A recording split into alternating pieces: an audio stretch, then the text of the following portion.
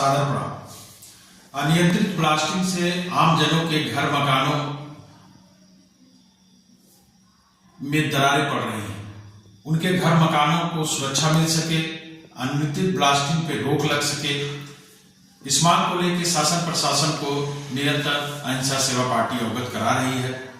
और उसी कड़ी में डीएमएफ फंड, जिसका गठन इस उद्देश्य से किया गया है कि खनन के कार्य शैली से जो एरिया प्रभावित है उसको विकसित किया जाए। डीएमएफ फंड के पास पर्याप्त फंड होने के बाद भी प्रभावित क्षेत्र जो है, सबसे ज्यादा प्राथमिकता के तौर पर प्रभावित क्षेत्र सोनभद्र में देखा जाए तो ओबरा डाला है, जहां खनन बड़े पैमाने पे होता है और उसी भी बड़े पैमाने पे आसपास के एरिया प्रभावित होते हैं, लोगों के घर मकान प्रभावित होते हैं।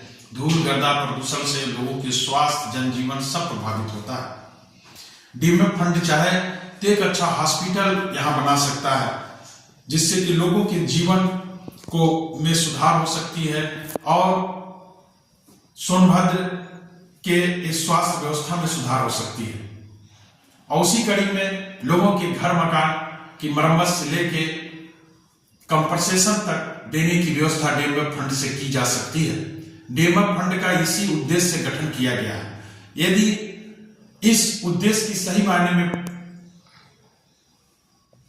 पूर्ति की जा सकती है तो इस दिशा में काम किया जाए और संपूर्ण डीएमएफ फंड को प्राथमिकता के तौर पे ओबरा और डाला खनन क्षेत्रों पे खर्च किया जाए, क्योंकि ये सबसे ज्यादा प्रभावित क्षेत्र है।